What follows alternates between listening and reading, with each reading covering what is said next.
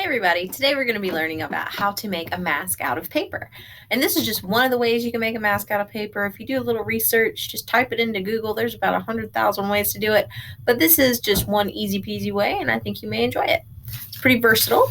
So all you're going to need is some paper, a pair of scissors, and something to add decorations with, like pens, pencils, crayons, whatever.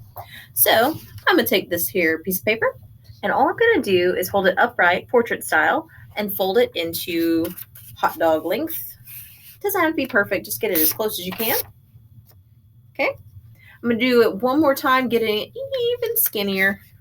Just fold it in half one more time. So it went from like a hot dog to more like a ruler. So now you'll notice that one part kind of opens up and down like a mouth where I would put a hot dog. And the other part is more like the spine of a book. This is the part that I'm going to focus on, the spine part. So sort of kind of towards the top a little bit, wherever I want my eyes to go. On the spine part, I'm going to cut myself a little eye shape. It's usually like a triangle. Okay. So it should look kind of like this. And when I open it up, I've got myself some eye holes so that I can make my mask. And this can be up and down ways or tall ways to give yourself some hair. And let's say, for example's sake, that I don't really like the shape of this eye. Let's be honest, I kind of don't. All right, I can go back and adjust that. So if I want it to be bigger, if I want it to be a totally different shape, whatever I need to do. Move it closer to something like this, if I want to. I can also manipulate the shape of the mask itself. So if I wanted to add something like, maybe if I want to make it more like a dragony type thing, I could add horns. If I want to make it more like a Spider-Man type deal, let's just fold it in half and see what happens. Let's see what happens here. I'm gonna make mine more of like a,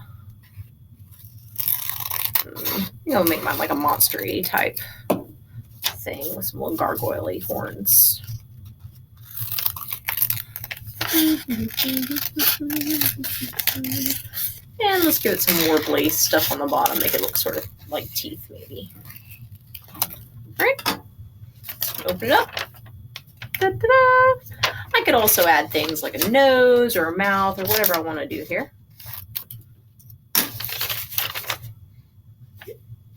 And then of course I would add things like decorations. You can use inspiration from things in pop culture, or a movie you like, Groot, or even do something totally different. Maybe instead of eyes, opt for something that's more like a helmet.